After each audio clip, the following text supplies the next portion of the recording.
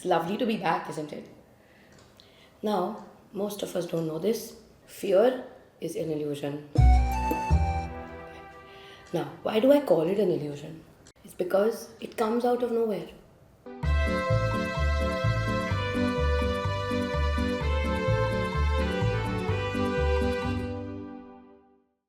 We paused at a certain time, Yes. the last time round. Yes. So can you guess the word we are going to discuss today?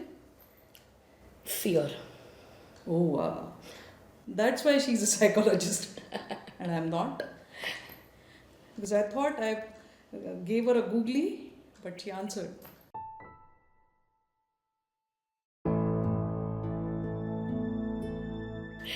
Well, to start today's topic, fear. Let's talk about fear. I feel very suffocated if I'm in a room where there aren't any windows or the windows are closed Right, because I need fresh air. right. So the places I'm going to be uncomfortable are places like the airplane because I don't feel I have that control. That really scares me. You spoke about control, Yeah. isn't it? That's the word I would like to really pinpoint here. Fear makes us want to control everything. The moment we get into an illusion of control. Control is illusion. The moment we get into illusions of control, we want everything the way we want it. It's not gonna happen. Fear comes out of that wanting to control. When we let go of control, we get into a position of flow. Flow combats fear. But how do I deal with an enclosed space now? To deal with that, you have to first train your mind to let go of any thoughts related to control, which is, why is this the way it is? I didn't plan it this way. What am I going to do now? Am I going to die? Thoughts will keep coming. You have to channelize your thoughts to something different, something that is more calming, something that's more soothing.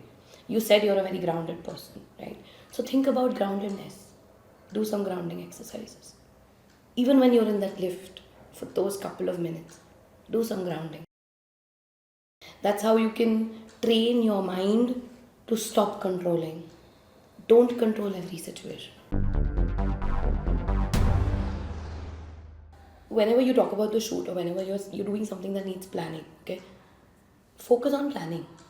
Focus on execution and planning, okay? Planning and execution do not necessarily need you to control. You know your work, you know your craft. You're happy with what comes out, right?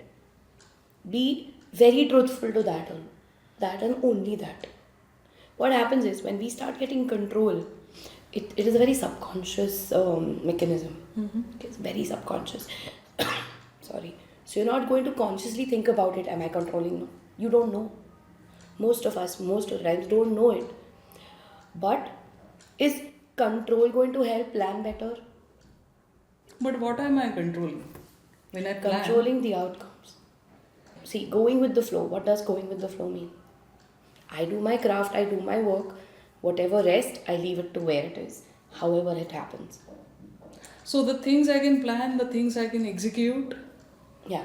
are the things you're okay with Yeah, them, right? yeah. So, but while doing so, if, for example, I was at Leh and I was shooting at 12,500 feet, and at one point of time it started raining, and it got to me that okay, I'm not I won't be able to go back to that location because I had a flight the next day. And what if I don't finish shooting? Okay, so in that scenario, are you saying I should let go? No, I wouldn't say that because that is part of work that you probably might let go. What you should let go is the obtrusive obsession of thoughts that comes. The thoughts that will keep you overriding, the thoughts that will make you overthink. No matter how good you are at what you do, fear of performance just takes over. Why? You want to be perfect? Perfect as well as control the outcome. Every time we always want to control the outcome. We have to understand outcomes are not in our hand. Interesting. No matter how hard we work. That's the irony of it. I will work hard and do everything for the outcome. But outcome is not for me to possess. There was years back, I remember there was a case I had. She was a dancer, so Bharatanatyam dancer, and she used to come to me for counseling only and only because she has stage fright. I said, "You're a dancer, aren't you?" He said, "Yes, that's exactly where everything is going. Topsy." So we, while talking in our, sessions, I did come across the fear wasn't that she couldn't perform. The fear was she had an overriding mother. Oh. Now, how is this, you might ask, how is this related to fear and control? Conditioning. Her mother was so overriding, she wanted her to become a star. But her mother didn't realize that was her dream for her. She wasn't letting her be herself. So when the girl, she would go on the stage and perform, it's not that she wouldn't know her steps, or it's not that she doesn't know what to do. But the thoughts, the overriding thoughts, the obsession with control, she would just freeze. And a very excellent dancer at that would end up ruining a performance. Okay. So that's what fear does to us. Let's pause because I have found a word for Sure. the next episode. And I'm going to again ask her which word was it. Yes. Thanks for watching and do subscribe.